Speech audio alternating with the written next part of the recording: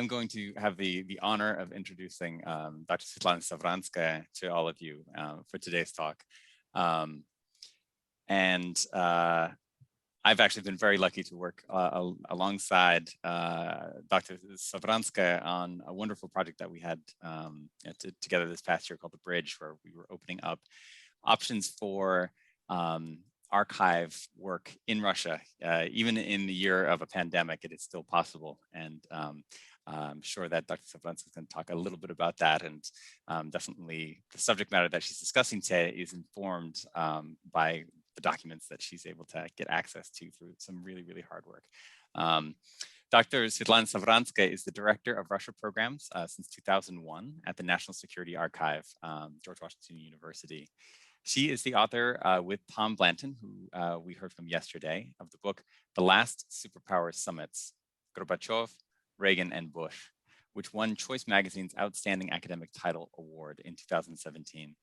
And the editor of the book by the late Sergei Mikoyan, The Soviet-Cuban Missile Crisis, Castro, Mikoyan, Kennedy, Khrushchev, and the Missiles of November. Dr. Savranskaya won the Link Kuehl Prize in 2011 from the Society for Historians of American Foreign Relations, recognizing the best documentary publication over the previous 2 years for her book, Masterpieces of History, The Peaceful End of the Cold War in Europe, 1989. She is author and co-author of multiple publications on the Cuban Missile Crisis, nuclear learning, and the end of the Cold War, which will be the topic of today's discussion. She also serves as adjunct professor of teaching U.S.-Russian relations and contemporary Russian politics at the American University School of International Service in Washington, D.C. She earned her PhD in political science and international affairs in 1998 from Emory University, where she studied with professors Robert Pastor and Thomas Remington. So without further ado, I would like to pass the virtual microphone to Dr. Svetlana Savranskaya for today's talk. Thank you so much. Thank you so much for this very nice introduction, and I am really happy to participate again in the Monterey Symposium. I think you are very lucky to be attending this great symposium. I only wish it was in person, to get a chance to meet you, to get a chance to interact with other really wonderful lecturers that Anna Vasilyeva brought together.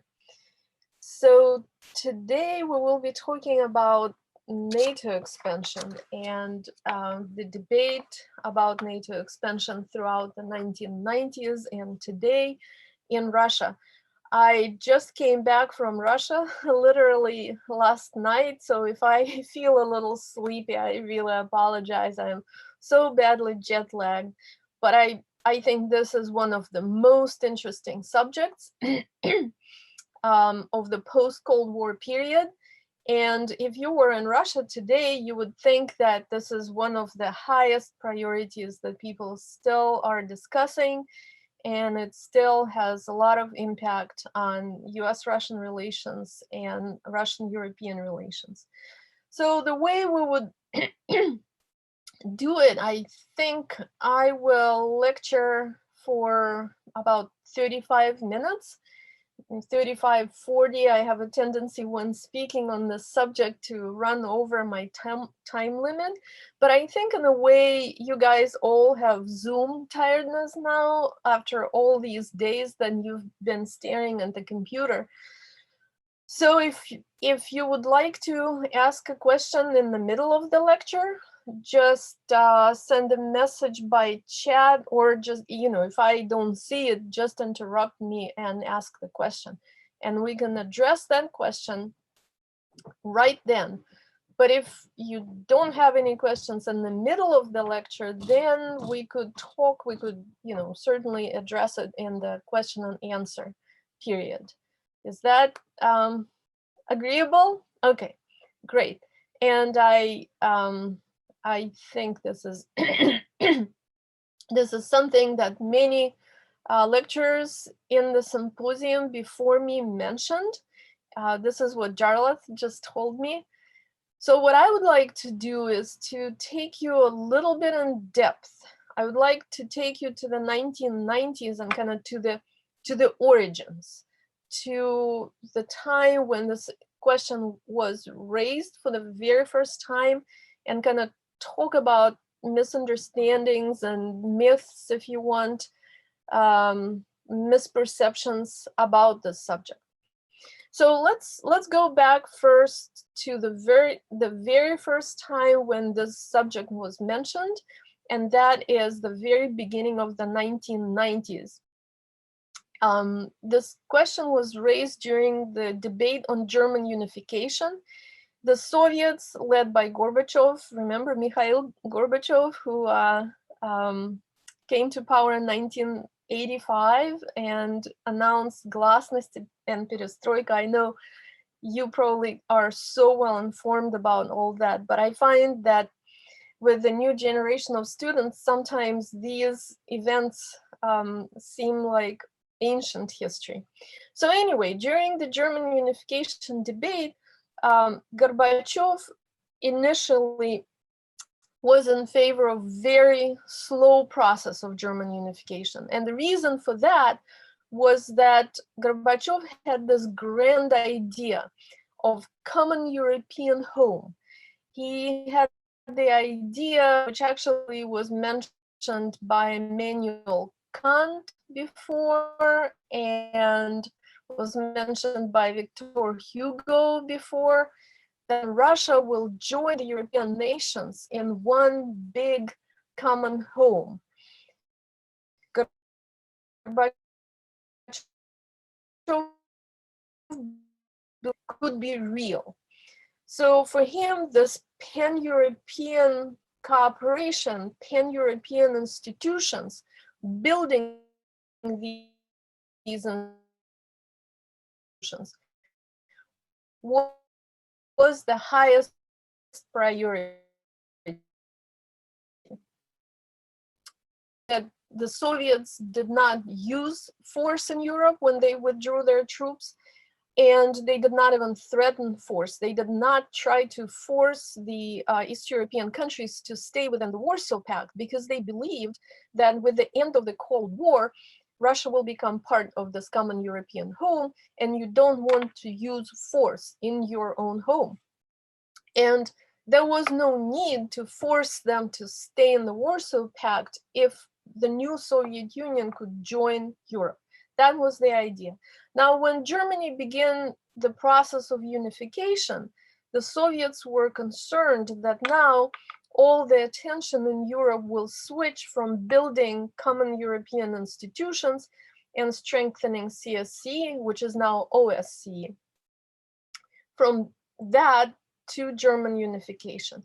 They did not try to prevent German unification, but the Soviets were very strongly against the German unification in NATO. They tried to do everything possible to prevent German unification in NATO. And at some point, they were more or less successful, because they could have, as one of the victorious powers in World War II, they could have offered Kohl significant concessions and faster unification if Helmut Kohl, the Chancellor of Germany, if he agreed for agreed for a different option of German unification outside NATO. The United States was strongly against it, because the United States, President Bush and Secretary of State James Baker believed that bringing Germany into NATO will address security concerns of United Germany, but even more importantly, the security concerns of Europe. Because many people in Europe, many leaders such as Margaret Thatcher and Francois Mitterrand, were concerned about the future of strong, powerful, united Germany right in the middle of Europe. They were concerned that Germany might develop more militaristic policy in the future. So essentially, at this moment, the question was decided that Germany will unify in NATO. The last attempt that Gorbachev made to persuade the Americans that we should build the European institutions rather than strengthening NATO was in May 1990 when Baker came to Moscow.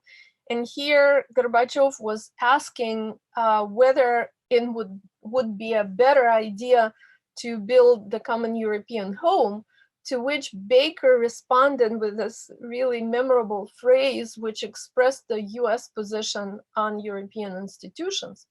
He said, "It's nice to talk about pan-European security structures. The role of the CSC, it is a wonderful dream, but just a dream.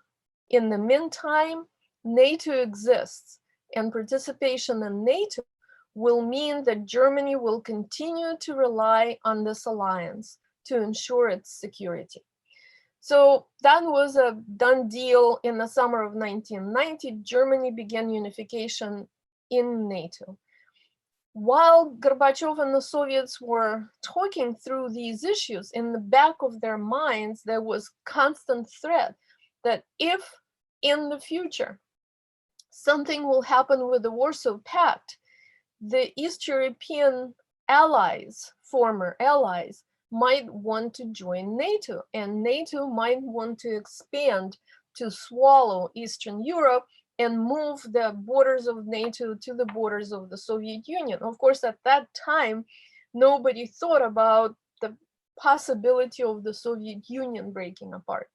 And in many conversations, Gorbachev received assurances, repeated assurances, not just from the Americans, but beginning from the Americans, from Bush, from Gates, from Baker, that the security interests of the Soviet Union will be taken into account and NATO will not expand to the east. He also received these assurances from other European leaders, Mitterrand, Thatcher, and other leaders, including the Secretary General Manfred Werner of NATO. So the Soviets, at the end of the Soviet Union, had this idea, this understanding that they thought was a commitment, that NATO will not expand. At the same time, there was no consensus in Eastern Europe whether East European countries would be interested in joining NATO. We think now that they always wanted to join NATO. There's this kind of perception that we all have now, that from the very beginning, when the Warsaw Pact broke, East European countries were motivated by their desire to join NATO. In fact, it was not quite like that. Most East European leaders at the time, with the exception of Lech Walesa in Poland, who very strongly and very early on argued that Poland should join NATO, other East European leaders actually argued for the strengthening of the European institutions, especially Václav Havel. Václav Havel believed that with the end of the Cold War, both blocs should dissolve. And in this space, after the dissolution of both the Warsaw Pact and NATO, there should be new European institutions and there should be no foreign forces in Europe. So both the American forces and the Soviet forces must leave. This is where we are at the very end of the Soviet Union. The Cold War has already ended. I believe Cold War ended somewhere in 1989, definitely, maybe even in the end of 1988. So the Soviets at the moment believe, well, unfortunately, Germany unified in NATO, but now Russia will have a new relationship with NATO and NATO will not expand. Meanwhile, the Russians and the Europeans would be working on these new European structures. Here a question comes up: would President Bush have expanded NATO if he got a second term?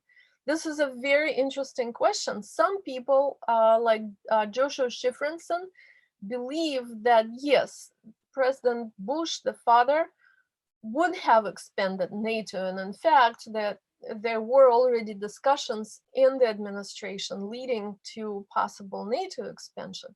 I do agree that there were discussions, but it seems to me from the documents that I've seen that President Bush was not eager to expand NATO. His main achievement was unification of Germany in NATO. He believed that NATO was important because NATO was key to the American presence in Europe, not the European Union and not the CSC, because in NATO, the United States had the decisive voice. So NATO was tied to the US global role and status, but there was no perceived need to expand NATO now, at least, now in his second administration, but we know that it did not happen. At the same time, the social democratic left and the dissidents in Eastern Europe were not calling for NATO membership. One of the important things that I would like to emphasize in this lecture is that there is nothing inevitable in the story that we're looking at. It truly was a story of contingencies, human factor, and intervening variables. So here's intervening variable number one that significantly changed how the story developed. Havel, President Havel of Czechoslovakia and later of the Czech Republic, went to Washington in early 1990. And in his conversations with President Bush, he began changing his view under the slight pressure or slight persuasion from the Americans. While he was calling for dissolution of NATO initially, now he believed that new Czechoslovakia, should develop good relationship with NATO. NATO actually would be the key to the European security. Still, he argued for not isolating Russia. And this is a very important theme that was very active in conversations in the 1990s, that you can't isolate Russia. If you isolate Russia, that would lead to severe consequences. And one way of isolating Russia was expanding NATO. As I mentioned before, one person who was very vocal and very active in favor of expanding NATO, but also isolating Russia, was Lech Walesa of Poland. What else happened, which was a major intervening variable and certainly was not anticipated by many of the political leaders at the time, is that Yugoslavia began its very violent process of breaking up. And the European countries who were at the moment involved in preparations for the European Union and a new stage of integration essentially were doing nothing, looking at the dissolving Yugoslavia. And when military action and bloodshed started in Yugoslavia, a question arose in Europe: who will take care of conflicts like this? Because Yugoslavia was not a member of NATO. It was a former member of the Warsaw Pact. It also was not a member of any European integrative structure except for CSC. But CSC was debating the issue and not coming up with any answers. In other words, nobody wanted to deal with the conflict in Yugoslavia. And at this moment, one of the answers that emerged, mainly in the United States, that something like this, peacekeeping in Europe, could be a new mission for NATO. And like I said, this I see as one major development, one major contingency that changed how the story developed. Now we're going, if there are no immediate questions here, does anybody want to ask anything? Let me see, no chat. Okay, then we're going back to Russia, and we will look at how once the Soviet Union falls apart, what happens in the relationship between Russia and NATO. Again, here is one of the myths that we kind of live with, and we think that from the very beginning, the Russians were very hostile toward NATO. In fact, the evidence, the documents, and the memoirs of the leaders, both in Europe and in Russia, show that in 1992 and most of 1993, what we have is a honeymoon between Yeltsin and NATO. We see numerous trips of NATO officials to Russia, including Secretary General Manfred Werner, meetings between NATO officials and Russian officials, both politicians and the military, and very, very active cooperation at the NATO Parliamentary Assembly, exchanges of delegations. Now I was able to see memoranda of conversations between the NATO leaders and the Russian officials. And, you know, if you read them, these are very cooperative, very friendly conversations. And in these conversations, what they're talking about is about NATO new relationship with Russia. Now, the way Yeltsin saw this relationship is that future Europe will be created in the framework of this cooperation. Yeltsin in 1992, 1993 still saw himself as the leader of the superpower. He was not. The superpower was gone, but he believed that he still has the same weight as the Soviet Union did. And so in his mind, Russia and NATO will be the main decision makers. They will create new security structures. They will create the new post-Cold War Europe. But like I said, Yugoslavia was falling apart, and nobody but NATO was willing to intervene to prevent the bloodshed. So gradually, with this background of Yugoslavian collapse, there was a realization, or at least realization in the United States, that Europe needed the US intervention to keep peace, kind of like after World War I and World War II. If the United States are out of Europe, these bloody conflicts happen and the Europeans can take care of themselves. This is actually some of the subjects that were discussed inside the Clinton administration. So NATO now has some rationale for peacekeeping operations or out of area operations in the areas that are not NATO territory, NATO member territory. In 1993, something changes within the Clinton administration, which in the beginning was not discussing such issues as NATO expansion. You see that by the summer of 1993, a lot of people raised this issue. And what about Eastern Europe?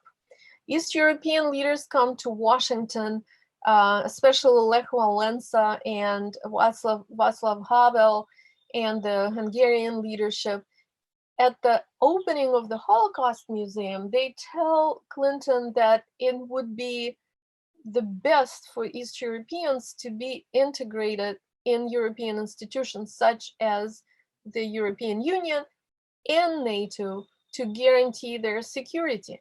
And this plea and the conversation about possible insecurity if Russia reverts back to a version of communist regime, this really affects Clinton. He emotionally responds to these leaders, some of them experienced Soviet intervention, like in Poland, in Hungary in 1956, almost intervention in Poland in 1981, and of course, Soviet intervention in Czechoslovakia. So it really makes sense for Clinton that these countries would be seeking security guarantees. And this is where serious debate about NATO expansion happened in the Clinton administration. In the summer of 1993, as I mentioned, there is a key memorandum that was prepared inside the Clinton administration that lays out a plan of a possible NATO expansion. But the most interesting thing about that memorandum is that the expansion would include Ukraine, Belarus, and Russia by 2005. So this is an interesting idea, right? NATO will expand, but NATO will not just select some countries and isolate others. Russia would also be a member. Remember, in the 1990s, both the United States and Russia, Clinton and Yeltsin, were very actively talking about close partnership, strategic partnership between Russia and the United States. Now, this is where the honeymoon between Russia and NATO ends. Once the Russians realized that the United States is now pushing toward NATO expansion, they were very quickly and very strongly against expansion. When Yeltsin visits Poland in 1993, Lech Walesa, the president of Poland, asks him directly if Yeltsin would be against Poland joining NATO. And Yeltsin, who also had a lot to drink at the moment, he said no, he would not, because every country has the right to choose its alliances. Once he says that, the Poles proclaim that the Russian president just promised that Poland could join NATO. So there should be no other obstacles. Yeltsin, of course, is attacked domestically for saying something like this. So in September 93, Yeltsin writes a letter to Clinton explaining his position. He says, if NATO expanded, or even if the decision was made by the United States for NATO to expand, Yeltsin says, not only the opposition, but even moderate circles as well in Russia would no doubt perceive this as a sort of neo-isolation of our country in diametric opposition to its natural admission into Euro-Atlantic space. Yeltsin also argues in this letter that the spirit of the German Unification Treaty, signed in 1990, precludes the option of expanding the NATO zone into the east. So basically, the Russians very early on raised this issue of isolation, which would result from NATO expansion to the east. But there is another intervening variable that happens. Yeltsin shoots at his own parliament in September 1993, suspends the Constitutional Court, and adopts a constitution with super presidential powers. The bloodshed in Moscow, Yeltsin's intolerance of opposition, and then later in December 93, election of the Liberal Democratic Party, which is Zhirinovsky's party, which is really like the opposite of its own name. It is a nationalist, conservative, pretty much Russian chauvinist party. The election of 25% of the Duma, the lower house of the Russian parliament, scared both the liberal opposition in Russia and East Europeans. And East Europeans, looking at the Russian government, shooting at its own parliament, and then suppressing any opposition, even suspending the constitutional court, East Europeans got really concerned. For East Europeans, it looked like Russia was reverting to some kind of, if not communist past, but certainly authoritarian past. And their demands to join NATO became much stronger. In response to the Russian concerns, the Clinton administration decided that it could persuade the Russians not to be afraid of NATO. And this is a strange idea. But Clinton actually did believe that they could do both, have good relationship, even partnership with Russia, and at the same time expand NATO without Russia. The first wave of expansion, of course, was seen as a very limited wave of expansion. And to pacify Russia, to help Russia swallow this, the United States proposed a new form of cooperation, which was called Partnership for Peace. Partnership for Peace was this program which was seen as kind of an entry or halfway house on the way to NATO. So in this Partnership for Peace, the militaries of different countries will start cooperating very closely, mainly on peacekeeping. There would be a lot of interaction.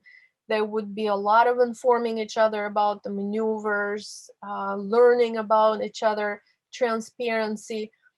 And through this Partnership for Peace, which would be open to everybody, there would be no selection. Everybody could become a member of Partnership for Peace. The United States believed that through this Partnership for Peace, they could create space where some countries will join NATO and some countries will just stay in this Partnership for Peace program and cooperate. However, the way they presented this program to Russia, and if you're interested, you should look at some of the literature that I suggested.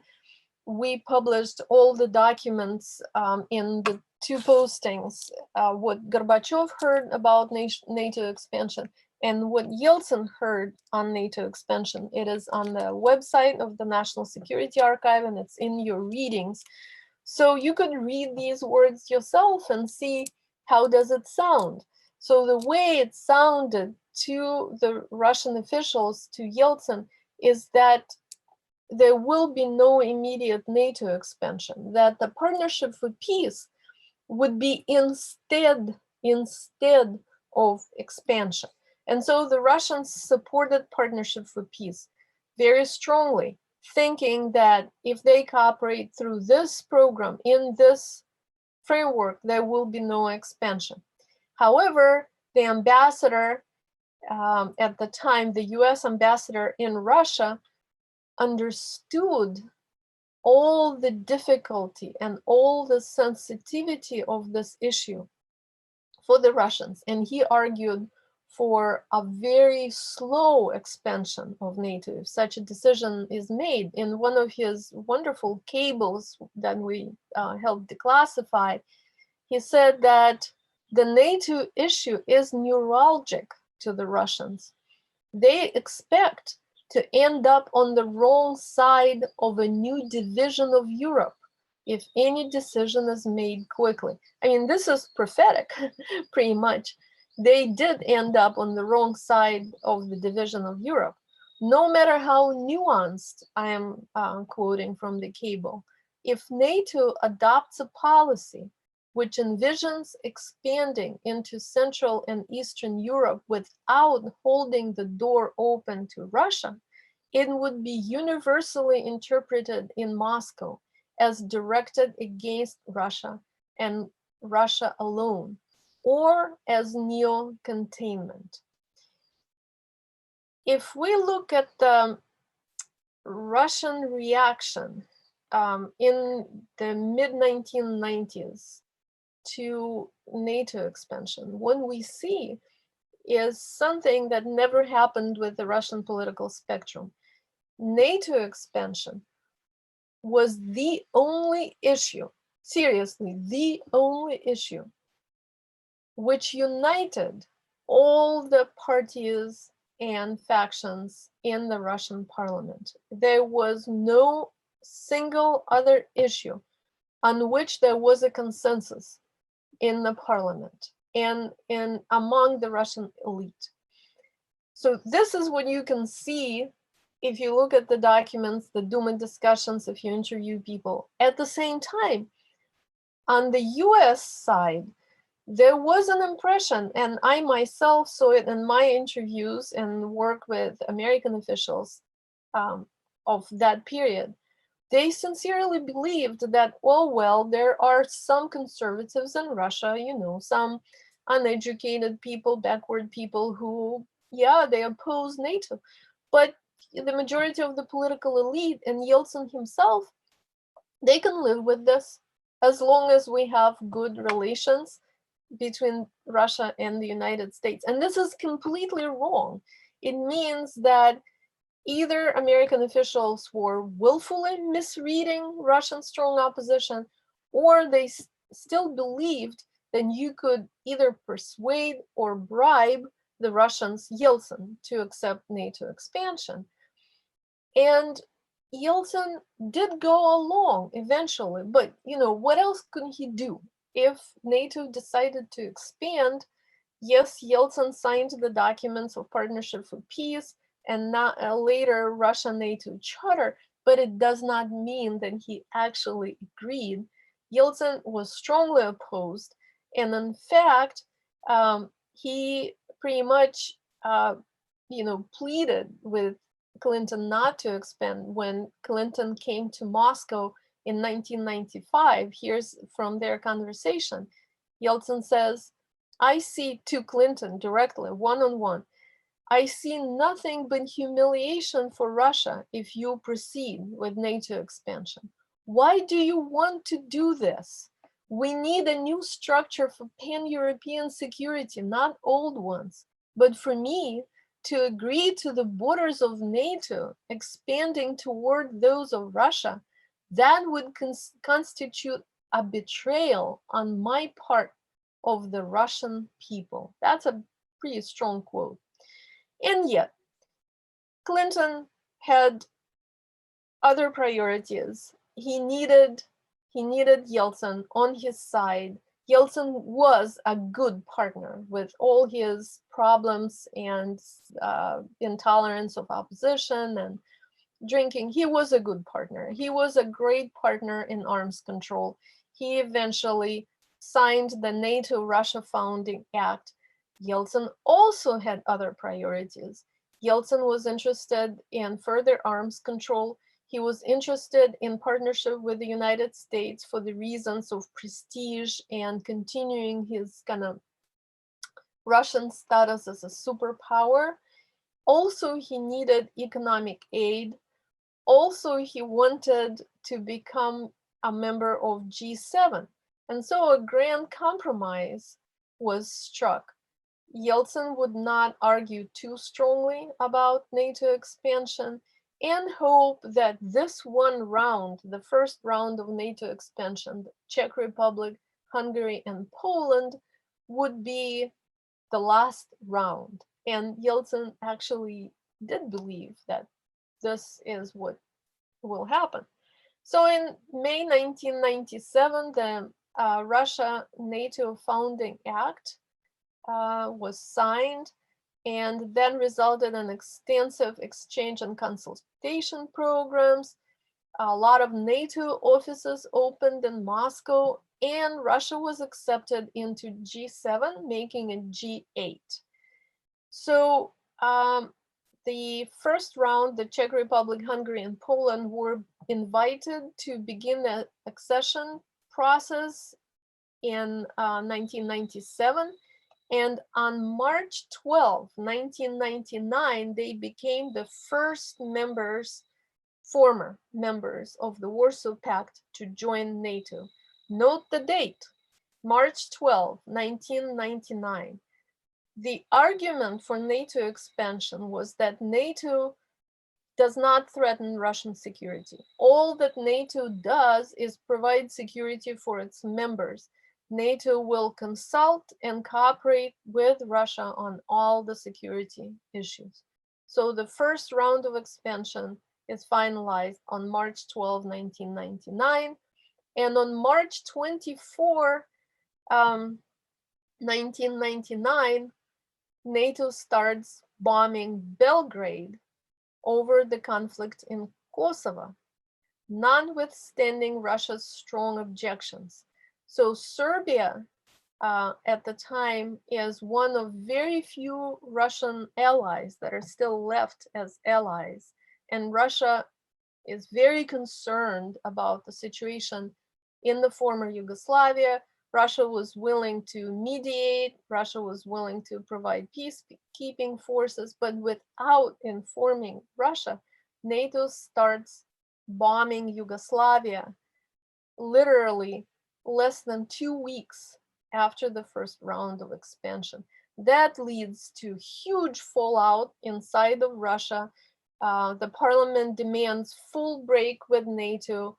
The parliament holds several hearings and recalls members from all NATO structures in which Russia participated.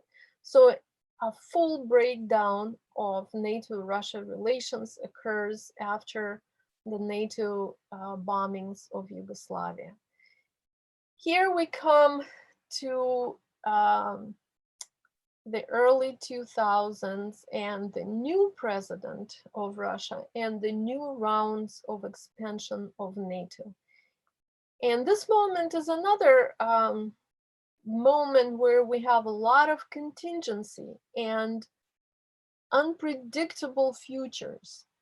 So there is a full breakdown of NATO-Russia relationship. The Russia-NATO charter is not working any longer. There are essentially no contacts and very militant opposition in the parliament. And Putin becomes president as a result of Yeltsin pretty much handing him the seat, announcing him as his successor. And Putin completely reverses Russian position on NATO. And the way it happens is so radical. It is hard to imagine a more radical 180-degree turn. So Putin becomes president. He is not yet formally elected, but he is interim president on December 31st, 1999, but it's pretty clear to everybody that he will become the new president. He immediately reaches out to the NATO leadership and invites NATO Secretary General Lord Robertson to Moscow already in February 16, 2000. And if you look at the debate in the parliament, and parliament at the moment is actually a functioning parliament. In the late 1990s, Russia did have an active parliament. And the parliament is pretty much in shock, saying, look, you know, what's going on? We just broke off all the relationship with NATO, and now we're inviting their leadership to Moscow. But Putin pretty much calls people to order and persuades forces and insists that this is now a new era of Russian NATO relationship. And in addition, not only that, Putin actively seeks publicly and privately talking about NATO membership for Russia. He seriously raises the question that Russia actually wants to become a member of NATO. A new institution is created in May 2002. The name of the new institution is NATO Russia Council. And Russia starts participating in NATO summits, sends its delegates in NATO Parliamentary Assembly once again. NATO offices reopen everywhere throughout Russia. I actually, in the early 2000s, we organized conferences jointly with the NATO representatives in Russia, which now I can't even think about something like this. You don't know where you will end up if you cooperate with NATO now. So while this rapid improvement of NATO-Russia relations occurs, Bulgaria, Estonia, Latvia, Lithuania, Romania, Slovakia, and Slovenia were invited to start accession talks to become member of NATO. And they joined NATO in March 2004. The important moment here is that the Baltic republics, former republics and now independent states, Estonia, Latvia, and Lithuania, were part of the Soviet Union. So this is not just a territorial expansion of NATO.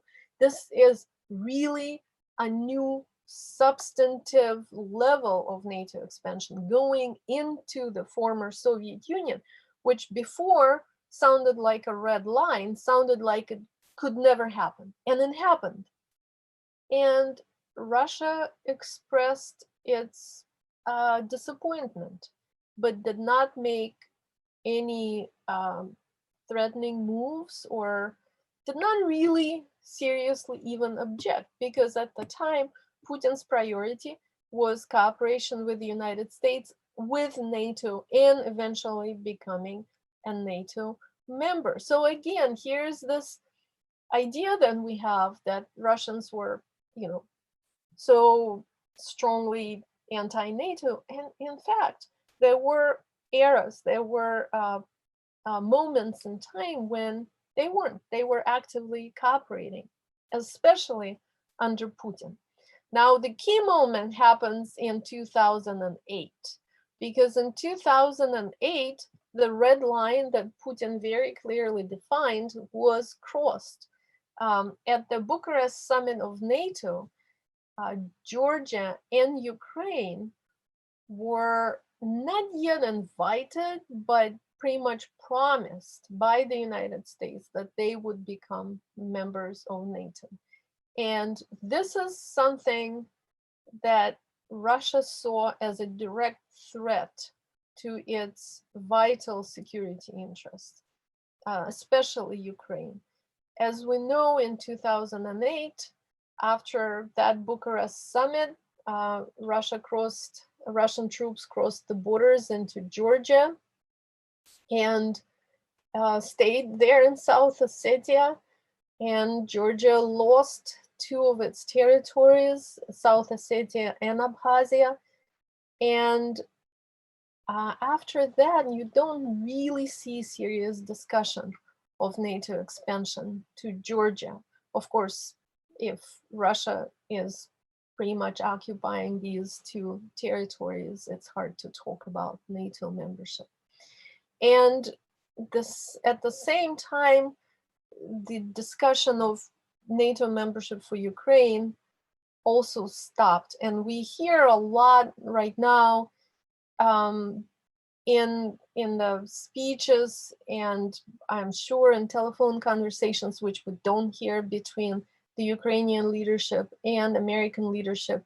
The Ukrainians are still interested in joining NATO, but there is no willingness and certainly no desire on the part of NATO to proceed with Ukrainian membership at this moment, when Russia annexed the Crimea and when Russia is involved in the conflict in eastern Ukraine, in Donbass.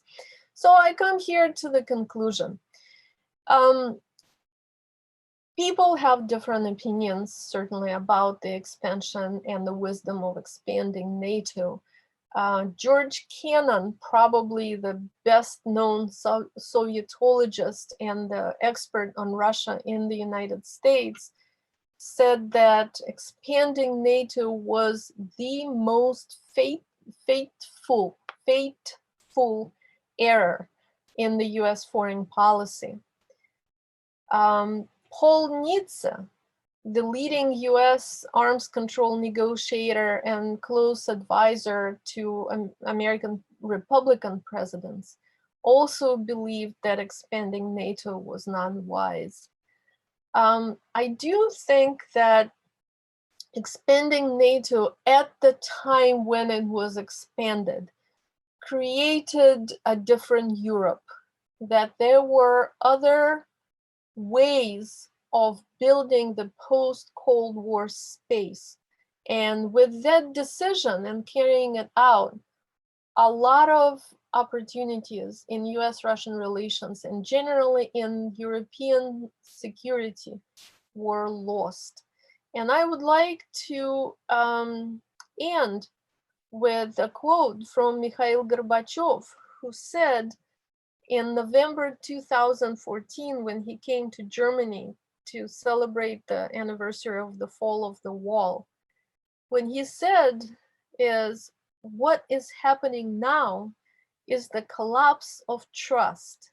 The trust that was created by hard work and mutual effort in the process of ending the Cold War. Trust without which international relations in the global world are inconceivable. This trust was not undermined yesterday. It happened long before. The roots of the current situation lie in the events of the 1990s. And I would just like to end with saying that there is a lot of really good research that's happening right now on the issue of NATO expansion. I would especially recommend the new book of Mary Sarotti that is coming out in the fall of this year on NATO expansion. I would recommend new articles by James Goldgeier and Joshua Schifrinson on the subject. And of course, you can always contact me at the National Security and look at our postings. And now let's go to the floor is open.